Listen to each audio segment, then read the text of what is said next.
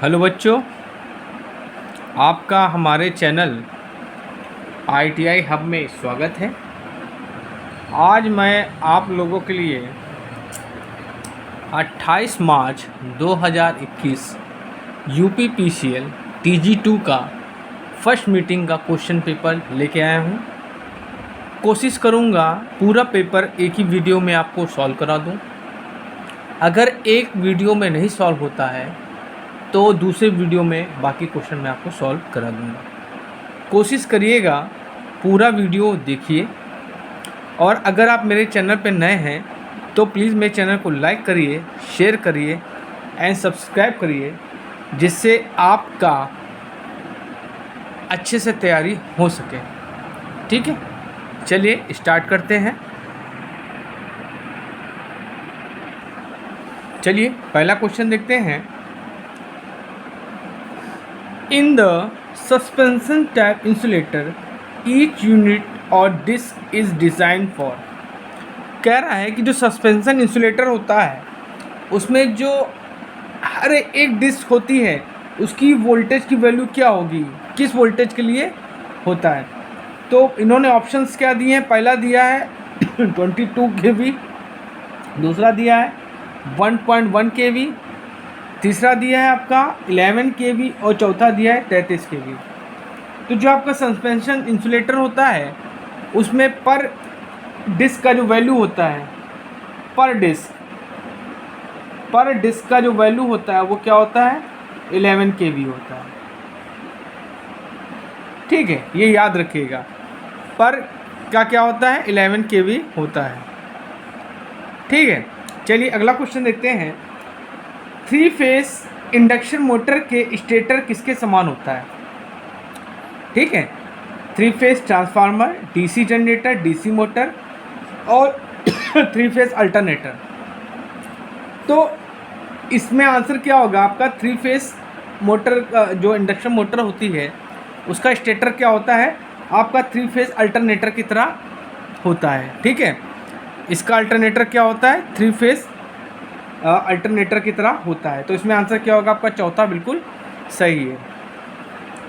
अब क्वेश्चन ये भी पूछ सकता है आपसे कि जो आपका इंडक्शन मोटर है उसका वर्किंग प्रिंसिपल किसके समान होता है। ठीक है, तो देखिए पहले ये जान लीजिए, जो आपकी 3 फेस इंडक्शन मोटर है ये प्योर AC मोटर है। क्या है आपकी, ये प्योर AC मोटर है, प्योर AC मोटर है। ये आपकी पूरी AC पे काम करती है। और कह सकते हैं म्यूचुअल इंडक्शन पे काम करती है, म्यूचुअल इंडक्शन पे काम करती है। ठीक है, और इस मोटर को क्या कहते हैं, इंडस्ट्रियल मोटर भी कहते हैं। क्या कहते हैं, इंडस्ट्रियल मोटर भी कहते हैं, इसको इंडस्ट्रियल मोटर भी कहते हैं। ठीक है, और ये भी क्वेश्चन पूछ सकता है कि आपका 3 फेस इंडक्शन मोटर से बहुत क्वेश्चन पूछ सकता है बच्चों। क्वेश्चन ये भी पूछ सकता है कि जो आपका स्टेटर में रोटेटिंग मैग्नेटिक फील्ड जनरेट होता है वो कैसा होता है। तो क्या होता है, वो सिंक्रोनस स्पीड होती है। उसकी स्पीड क्या होती है, सिंक्रोनस स्पीड होती है। वो क्या होती है, NS = 120 F/P होती है। ठीक है, चलिए अगला क्वेश्चन देखते हैं। Which quantity is represented by 4 finger in Fleming left hand rule। ठीक है, कह रहा है कि जो फ्लेमिंग का लेफ्ट हैंड रूल है उसमें जो 4 फिंगर होती है, ठीक है, वो किसको रिप्रेजेंट करती है। ठीक है, तो देखिए इसमें आंसर क्या होगा, the direction of the field flux. ठीक, क्या करेगी, ये जो 4 फिंगर होती है ये क्या कहती है, मैग्नेटिक फील्ड के डायरेक्शन को रिप्रेजेंट करती है। ठीक है, चलिए अगला क्वेश्चन देखते हैं। सिंगल फेस फैन मोटर की दिशा को किस प्रकार बदला जा सकता है। तो देखिए दिशा बदलने की बात करें तो या तो आप फील्ड वाइंडिंग के टर्मिनल्स को बदल दें या आर्मेचर वाइंडिंग के टर्मिनल्स को बदल दें। ठीक है, तो फील्ड वाइंडिंग और आर्मेचर वाइंडिंग, तो इसमें क्या होगा, रनिंग या स्टार्टिंग वाइंडिंग के टर्मिनल में से किसी एक को, ठीक, देखिए आपकी यहाँ सिंगल फेज मोटर की बात कर रहा है, यह आपकी सिंगल फेज की मोटर की बात कर रहा है। तो देखिए इसमें क्या हो कि यहाँ आपकी दो होती हैं, एक होती स्टार्टिंग होती है, एक आपकी क्या होती है स्टार्टिंग वाइंडिंग होती है, स्टार्टिंग, और एक होती है रनिंग वाइंडिंग, ठीक।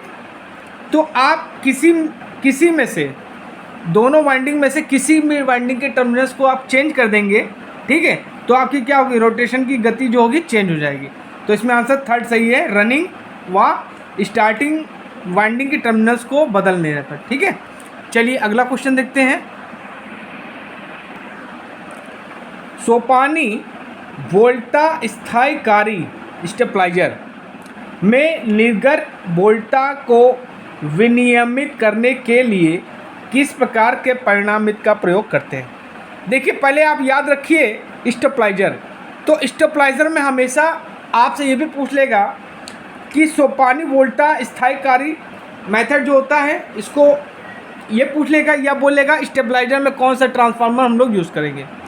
तो हमेशा याद रखिएगा इस प्रोसेसर में हम लोग ऑटो ट्रांसफार्मर का प्रयोग करते हैं, ठीक है। ऑटो ट्रांसफार्मर क्या होता है, ऑटो ट्रांसफार्मर इसको वोल्टेज रेगुलेटर की तरह प्रयोग करते हैं, ये वोल्टेज रेगुलेटर की तरह काम करता है, वोल्टेज रेगुलेटर, ठीक। और ये क्या है, ये आपका स्टेप डाउन ट्रांसफार्मर है, स्टेप डाउन ट्रांसफार्मर है, स्टेप डाउन ट्रांसफार्मर है, ठीक है। और ये कहाँ, ये हमेशा पैरेलल में यूज़ होता है, किस में यूज़ होता है, पैरेलल में। ये सब बातें आपको पता होनी चाहिए, ऑटो ट्रांसफार्मर से जितने भी रिलेटेड पॉइंट्स हैं आपको पता होना चाहिए। चलिए अगला क्वेश्चन देखते हैं। पूर्ण भार ट्रांसफार्मर में कॉपर लॉस 800 वाट है, आधे भार पर कितना लॉस होगा, ठीक है। तो आधे भार पर लॉस जो होगा वो क्या हो जाएगा, क्या कर देंगे 1/2 का स्क्वायर इंटू जो आपकी लॉसेस होंगी 800, तो क्या हो जाएगा, ये हो जाएगा आपका 1/4 इंटू 800, तो ये आपका आ जाएगा 200 वाट। तो कितना आंसर आएगा 200 वाट। तो उसमें आंसर क्या हो जाएगा बच्चों 200 वाट। अगर आपसे कह देता है कि ट्रांसफार्मर आपका क्या है, आइडियल ट्रांसफार्मर, कोई लॉसेस नहीं हो रही, तब कंडीशन पे क्या हो जाएगा, तब कंडीशन पे आपकी आयरन लॉसेस भी पूछ लेगा, तो आयरन लॉसेस क्या हो जाएंगे, इसके बराबर हो जाएंगे। कई तरह से क्वेश्चन बन सकते हैं। कह रहा है which is related to reactive power in AC circuit, I²R, VI cos phi, VI sin phi, VI।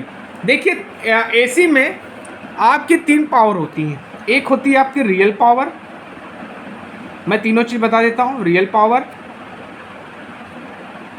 Reactive power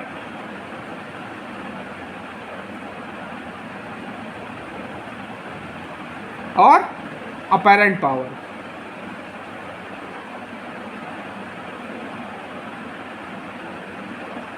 जो रियल पावर होती है बच्चों, इसको हम लोग ये होती है VI cos phi, VI cos phi. और आपसे कभी कभी पूछ लेगा इसकी वाट, इसकी यूनिट क्या होती है, तो इसकी यूनिट क्या होती है, वाट होती है।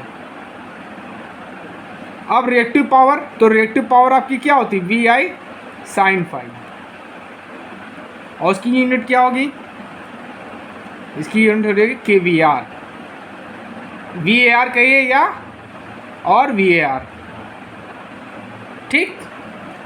अब हम बातें हैं अपरेंट पावर की, तो अपरेंट पावर आपकी क्या होती है, VI होती है, इसकी यूनिट क्या होती है, VA होती है। तो आपकी रिएक्टिव पावर क्या हो जाएगी, VI sin फाई। निम्नलिखित में से कौन सी प्रतिरोधक सामग्री ई वर्ग के प्रतिरोधन से संबंधित है, ठीक है। बहुत अच्छा क्वेश्चन है, ये पूछा जाता है।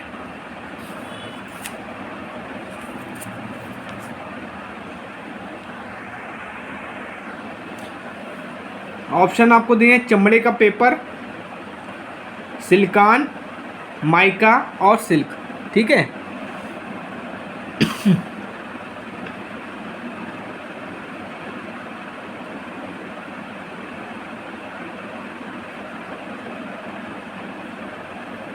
ठीक है।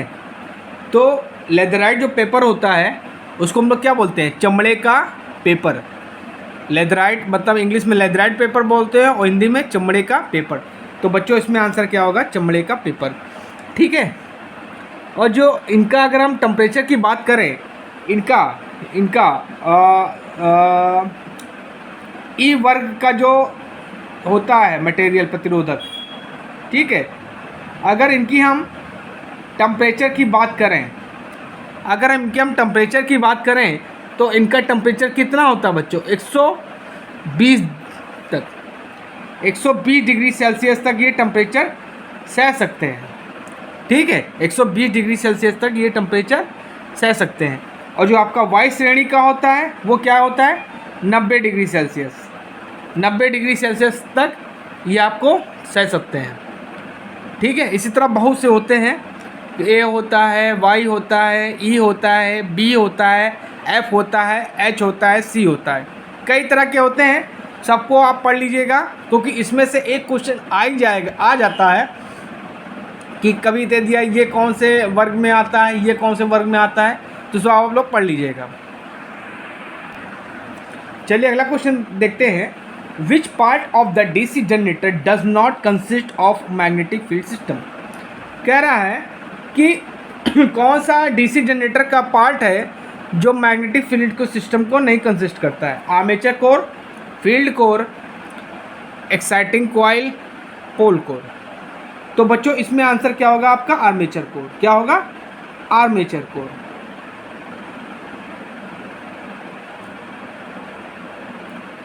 ठीक, अच्छा, अब इससे कई क्वेश्चन बन सकते हैं कि ये किसका बना होता है। तो ये बना होता है आपका सिलिकॉन स्टील का। किसका, सिलिकॉन स्टील का। ठीक, लैमिनेशन क्यों करते हैं, लैमिनेशन एडी करंट लॉसेस को कम करने के लिए, एडी करंट लॉसेस को कम करने के लिए हम लोग एडी करंट लॉसेस को कम करने के लिए क्या करते हैं, हम इसको लैमिनेट करते हैं। आप पूछ लेंगे कि जो आपकी कोर होती हैं वो किससे बनाई जाती हैं, तो क्या होती हैं, सिलिकॉन स्टील से बनाई जाती हैं। और उनकी तो सिलिकॉन स्टील की पत्तियों से। इनकी थिकनेस क्या होती है, 0.35 mm से 0.5 mm। ठीक है, ये सब पॉइंट्स आपको पता होना चाहिए। ठीक है, चलिए अगला क्वेश्चन देखते हैं। Which type of voltage level is considered in secondary type of transmission line and overhead line. ठीक है, देखिए कह रहा है which type of voltage level is considered in secondary type of. देखिए क्या होता है कि हम लोग जनरेशन किस पे करते हैं, 11 kV पे करते हैं, आपको पता है। ठीक, उसके बाद इसको हम लोग क्या करते हैं, इसको स्टेप अप करते हैं, स्टेप अप करेंगे, स्टेप अप किसके द्वारा, स्टेप अप ट्रांसफार्मर के द्वारा। ठीक, और कितने पे करते हैं, इसको करते हैं 33 kV पे, 33 kV पे करेंगे, कई जगह 66 kV पे करते हैं। क्यों, लॉसेस को कम करने के लिए, लॉसेस को कम करने के लिए।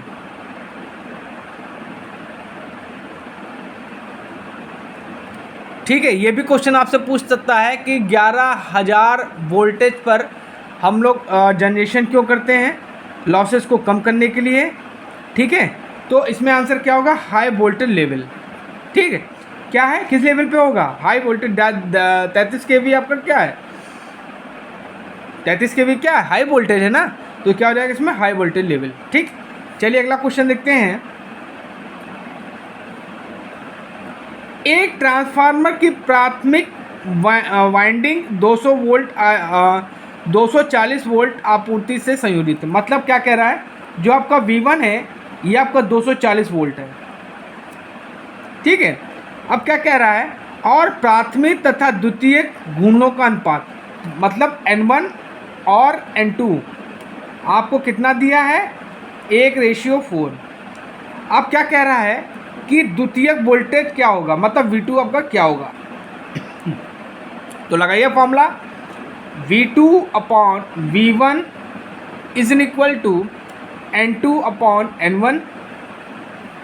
तो आपको V2 निकालना है, तो V2 इज इक्वल टू क्या हो जाएगा, N2/N1 मतलब 4/1, और वोल्टेज कितना दिया आपको 240 पहला वोल्टेज, तो मल्टीप्लाई करिए, ठीक, 4 चौक 16, हासिल लगाए 4 दूनी 8, तो 960 वोल्ट कितना आएगा, 960 वोल्ट। तो बच्चों आंसर क्या आ जाएगा आपका 960 वोल्ट। ठीक है, चलिए समझ में आया। ये हमने ट्रांसफॉर्मेशन रेशियो का यूज़ करके इसको सॉल्व किया है। चलिए अगला क्वेश्चन देखते हैं। जर्मेनियम के एक परमाणु में कितने फोटॉन होते हैं। ठीक है,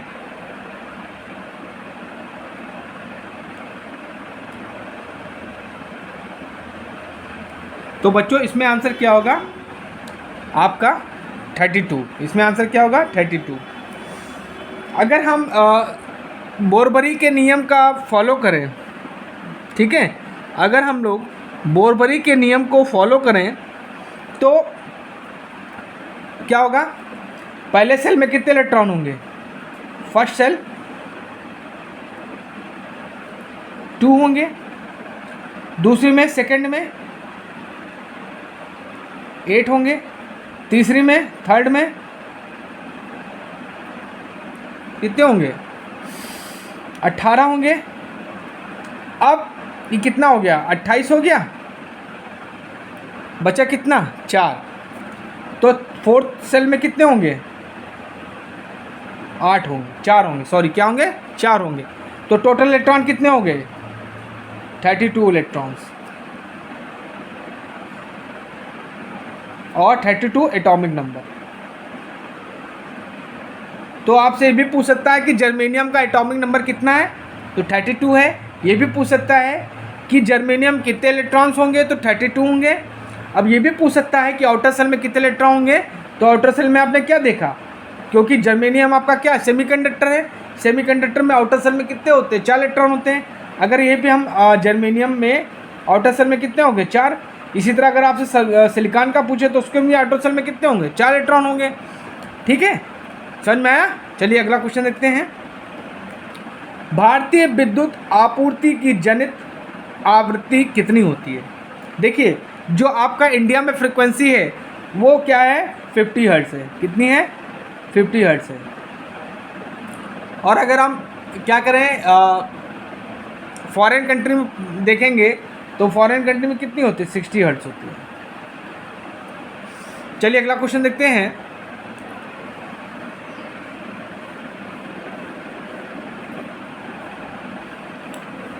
इनमें से परिणामी अंतराल पिच को परिभाषित कर रहा है।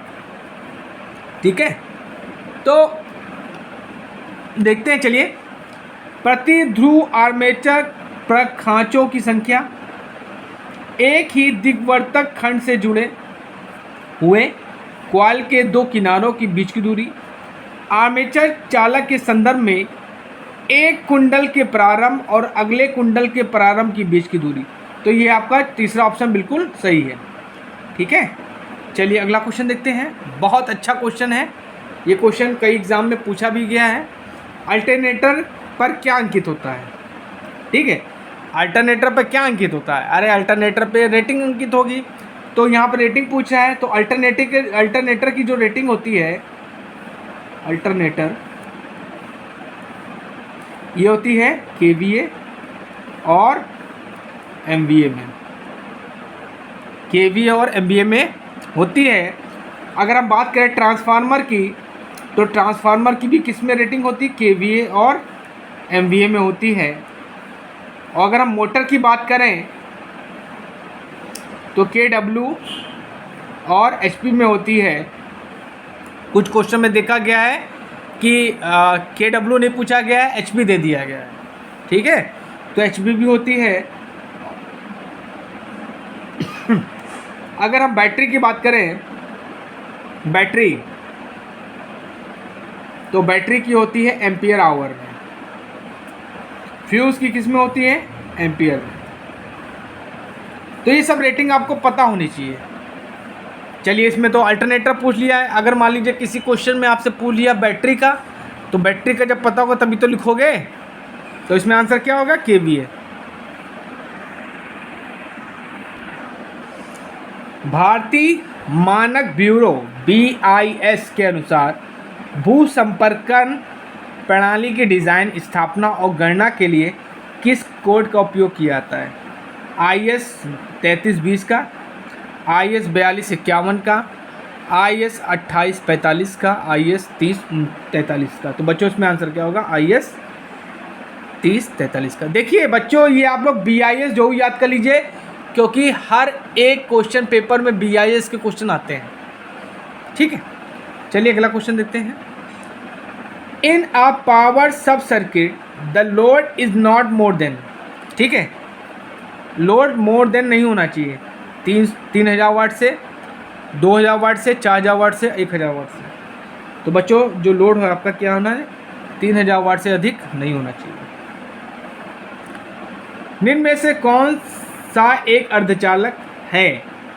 Silver, gold, tungsten. सिल्वर और गोल्ड तो क्या आपका कंडक्टर है, ठीक है। सिलिकॉन, सिलिकॉन आपका क्या है? सेमीकंडक्टर। सिलिकॉन सेमीकंडक्टर जो होते हैं ओम्स लॉ को फॉलो नहीं करते हैं, does not follow, does not follow. Outer shell में कितने इलेक्ट्रॉन होते हैं? 4 इलेक्ट्रॉन्स। इनका जो प्रतिरोध ताप गुणांक होता है निगेटिव होता है, निगेटिव रेजिस्टेंस थर्मल कोफिशिएंट। ये कोफिशिएंट से भी क्वेश्चन पूछता है बच्चों, ठीक है, इसलिए मैंने बता दिया आपको। चलिए अगला क्वेश्चन देखते हैं। स्पॉट लाइट का उपयोग कहाँ किया जाता है? होम में, घर में, रोड लाइट में, थिएटर में और बगीचे में। तो स्पॉट लाइट का प्रयोग हम लोग थिएटर में करते हैं। अर्थिंग मैट का प्रयोग क्या है? प्रयोजन क्या है? यह एकल छड़ों से बना होता है। अरे प्रयोजन पूछा है ना, तुमसे पूछ नहीं ना किससे बना होता है। भू विभव बढ़ाता है, निम्न दोष धारा पर काम करता है। तो बच्चों इसमें आंसर क्या होगा? ये आपका क्या करेगा? समग्र जो आपका अर्थ रेजिस्टेंस होगा उसको कम कर देगा। अर्थ रेजिस्टेंस की वैल्यू लगभग क्या होती है? 1 ओम होती है। ये भी याद रखिएगा, अर्थ रेजिस्टेंस की वैल्यू क्या होती है? 1 ओम। ये भी क्वेश्चन पूछ सकता है। अर्थ रेजिस्टेंस की वैल्यू क्या होती है? 1 ओम होती है, 1 ओम या 2 ओम, ठीक। जिसके कारण इनकी रेजिस्टेंस की वैल्यू कम इसलिए करते हैं कि जो आपकी अर्थ करंट है, अर्थ लीकेज करंट है, वो सीधे ग्राउंड हो जाए। जो आपकी करंट ज़्यादा बढ़ रही है वो सीधे ग्राउंड हो जाए और इससे सर्किट को बचाया जा सकते हैं, ठीक है। तो बच्चों आंसर क्या होगा? ये क्या करेगा? समग्र भू संपर्क प्रतिरोध को कम कर देता है।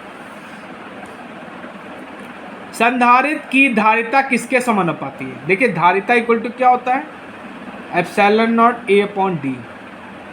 ये हमेशा याद रखिएगा। तो C किसके डायरेक्टली प्रोपोर्शनल है? एरिया के और दो प्लेटों के बीच के दूरी के व्युत्क्रमानुपाती।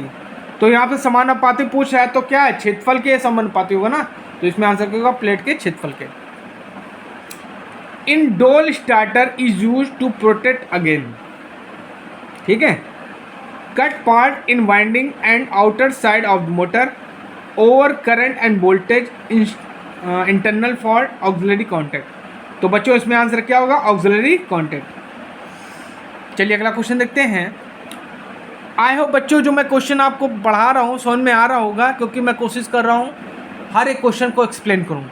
जब तक आप लोग एक्सप्लेन करके नहीं समझोगे तब तक आपको क्वेश्चन नहीं आएंगे। उस अर्धचालक क्षेत्र को क्या कहा जाता है जिसमें इलेक्ट्रॉन की अधिकता होती है? ठीक, देखिए जो सेमीकंडक्टर होते हैं P टाइप होते हैं और N टाइप होते हैं। इसमें क्या होते हैं? मैक्सिमम क्या होते हैं? होल्स होते हैं, मैक्सिमम होल्स। इसमें मैक्सिमम क्या होते हैं? इलेक्ट्रॉन।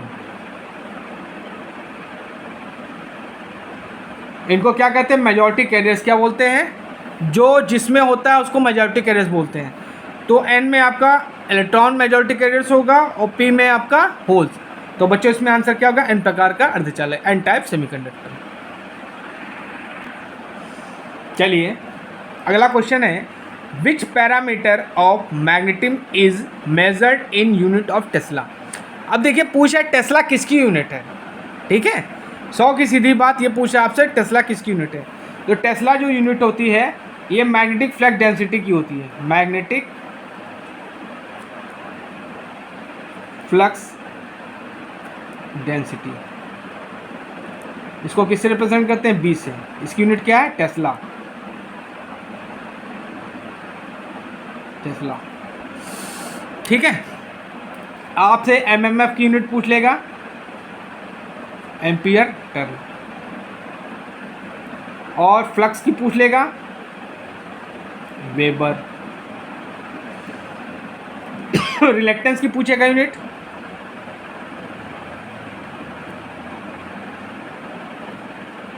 क्या हो जाएगी?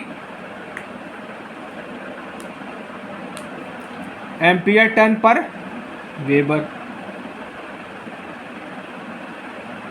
परमेंस की क्या हो जाएगी? वेबर पर एम्पियर टर्न, ठीक है। ये सब आपको पता होना चाहिए, ठीक है। Which type of losses considered in copper losses, ठीक है, ब्रश कॉन्टैक्ट रेजिस्टेंस लॉसेस, ठीक है। तो ये क्या है?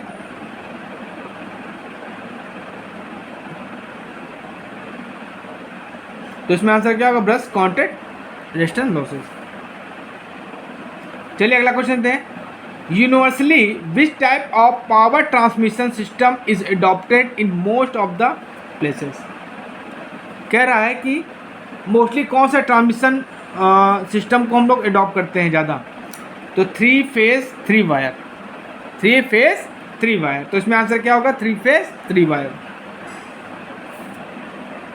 चलिए अगला क्वेश्चन देखते हैं, ध्रुव कोड को अवलंब देने के लिए डीसी जनित्र के किस पुर्जे का प्रयोग किया जाता है और जो मशीनों के आंतरिक पुर्जों को यांत्रिक सुरक्षा प्रदान करता है। देखिए हिंदी बड़ी कठिन है, हिंदी भी बड़ी कठिन है, ठीक है। इसलिए आप लोग से मैं कहता हूँ कि मोस्टली टेक्निकल टर्म्स हैं आप लोग इंग्लिश में पढ़िए, ठीक है। तो आप यहाँ से देखिए, यहाँ से देखिए पूछा है जो मशीन के आंतरिक पुर्जों को यांत्रिक सुरक्षा प्रदान करता है। तो यांत्रिक सुरक्षा किससे प्रदान करता है? कौन प्रदान करता है? योग करता है, ठीक है। क्या करता है? योग करता है। तो इसमें आंसर क्या होगा? योग होगा। चलिए योग से रिलेटेड कुछ बातें मैं आपको बताता हूँ। योग जो होता है कास्ट आयरन का बना होता है, किसमें? छोटी मशीनों में।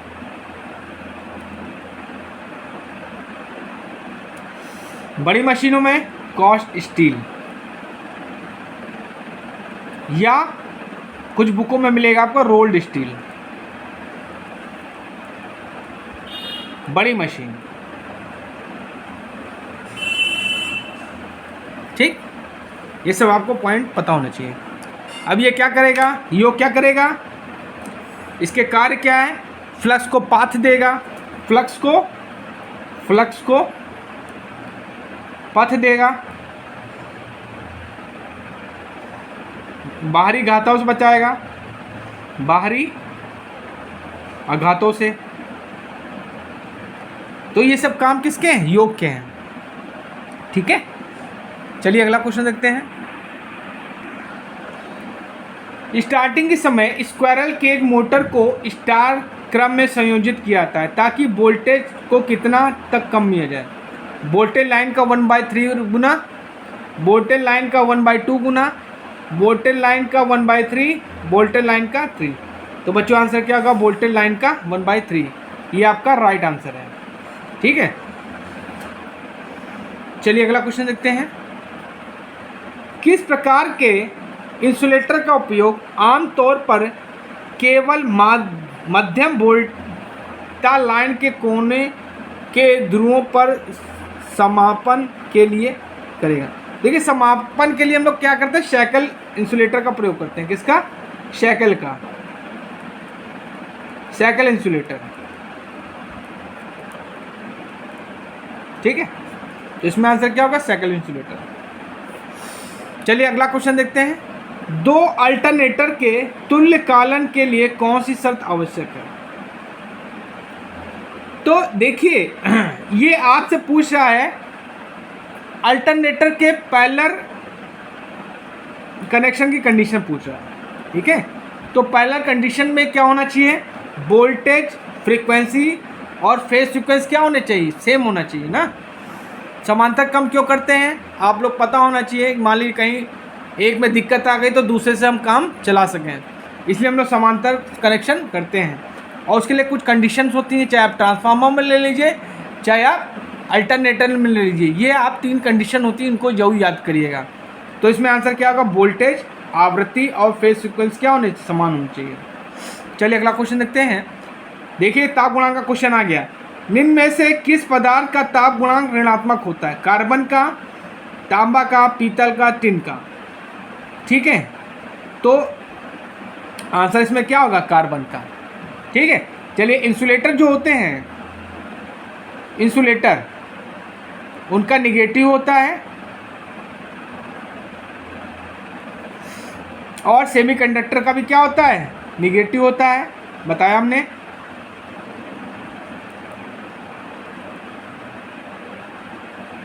और कंडक्टर का पॉजिटिव होता है।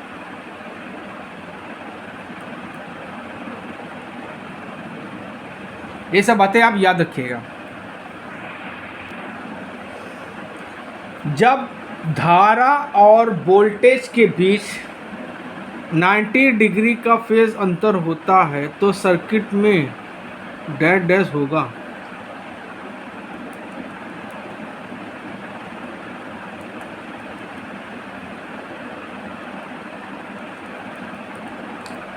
शक्ति गुणांक अग्र होगा, शक्ति गुणांक 1 होगा, शक्ति गुणांक 0 होगा, शक्ति गुणांक पश्चिम होगा। देखिए समझिए,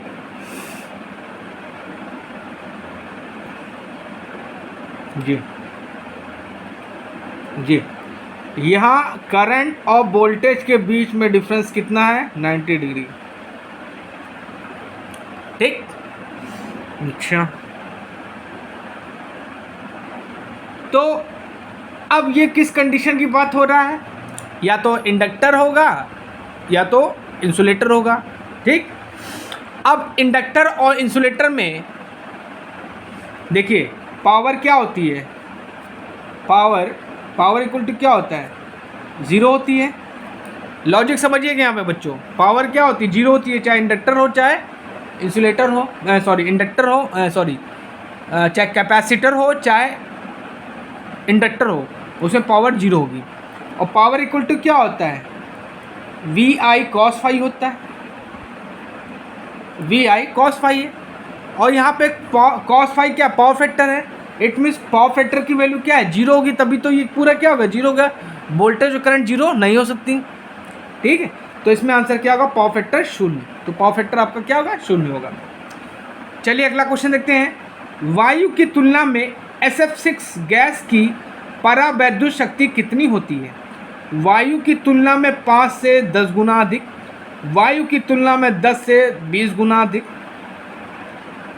वायु की तुलना में 1 से 2 गुना अधिक, वायु की तुलना में 2 से 3 गुना अधिक। ये जो SF6 का क्वेश्चन है बच्चों, ये कई बार क्वेश्चन पेपर्स में पूछा गया है, तो इसको आप याद कर लीजिए। तो इसमें आंसर क्या होगा? वायु की तुलना में 2 से 3 गुना। स्टार डेल्टा स्टार्टर का ओवरलोड कितना होता है? फुल लोड करंट का 25%, मोटर का पूरा load current, full load current का 50%, फुल लोड करंट का 58%। तो बच्चों ये स्टार डेल्टा स्टार्टर पूछ रहा है, और स्टार डेल्टा स्टार्टर किस में होता है? 3 phase induction motor.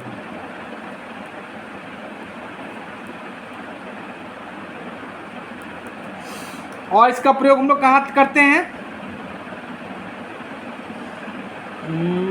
Star delta starter जो है आपका 20 HP तक की मोटर को हम लोग यूज़ करते हैं, ठीक है। 5 HP से लेकर 20 HP तक की मोटरों में हम लोग स्टार डेल्टा स्टार्टर का प्रयोग करते हैं, और उसके बाद ऑटो ट्रांसफार्मर स्टार्टर का प्रयोग करते हैं। इतना आपको पता होना चाहिए। और इस कंडीशन में क्या होता है,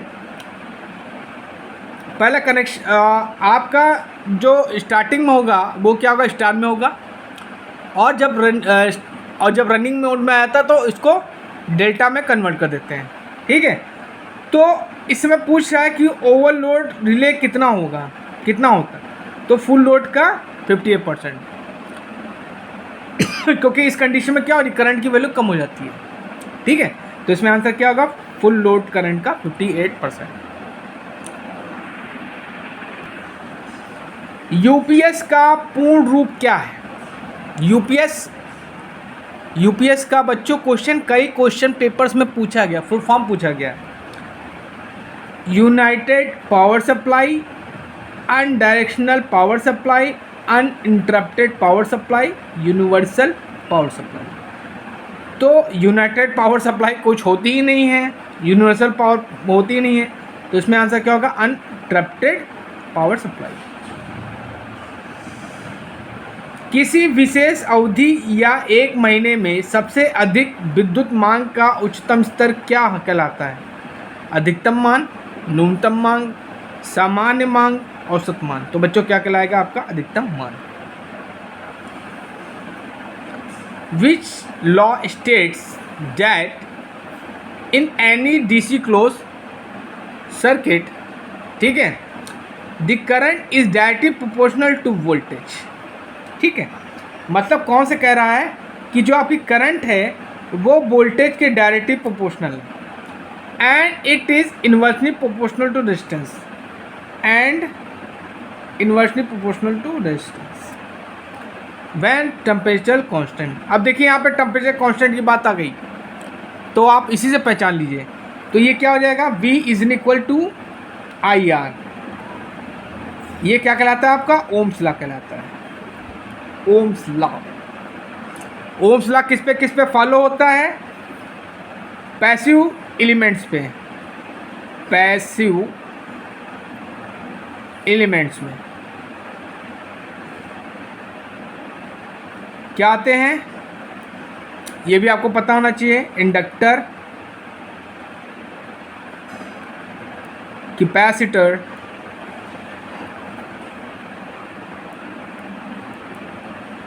और रेजिस्टेंस।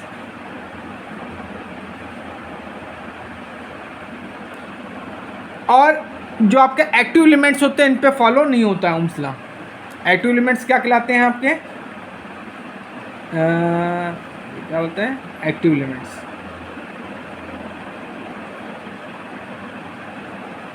सेमीकंडक्टर,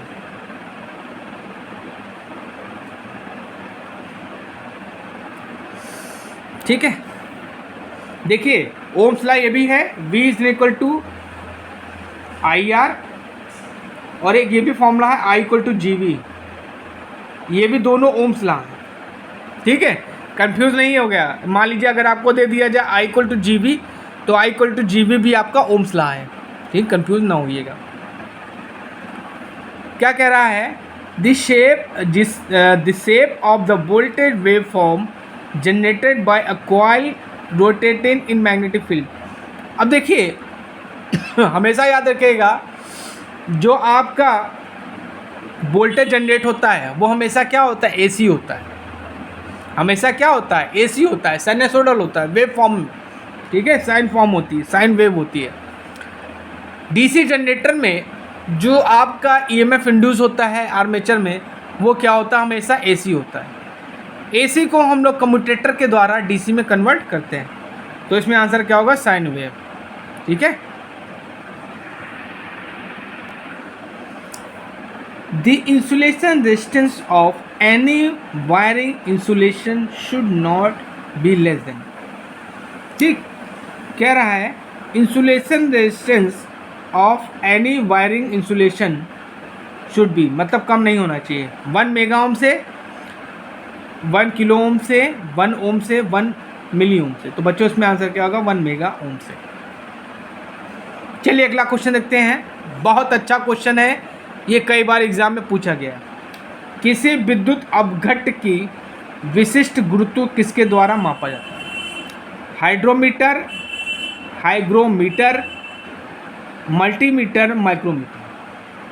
तो जो स्पेसिफिक ग्रेविटी होती है, ठीक है, स्पेसिफिक ग्रेविटी बोलते हैं इसे, ठीक है, ये हम लोग हाइड्रोमीटर से करते हैं, हाइड्रोमीटर, ठीक है। उसको लगा देते हैं और उसमें जो आपका वो क्या होता है, वो ऊपर चला जाता है, ठीक है, और बता देता है, ठीक है, ग्रेविटी बता देता है। Which is a protecting shield for radioactive fission in a nuclear plant, ठीक है, burying waste chamber, heat exchanger, reactor, condenser. तो बच्चों आंसर क्या होगा? रिएक्टर। चलिए अगला क्वेश्चन देखते हैं। Which statement is true with reference to earthing of equipment, ठीक है, अर्थिंग किसी के इक्विपमेंट के अर्थिंग से रिलेटेड स्टेटमेंट कौन सा सही है? The earthing protects the personal precessional from the short circuit, earthing protect from the heat rise in a wire, ठीक है। तो बच्चों इसमें आंसर क्या होगा?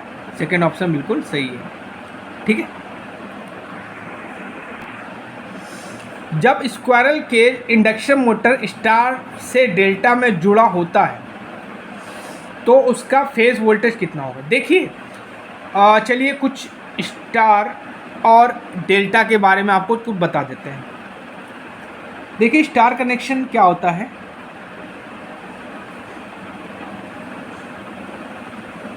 और डेल्टा कनेक्शन क्या होता है।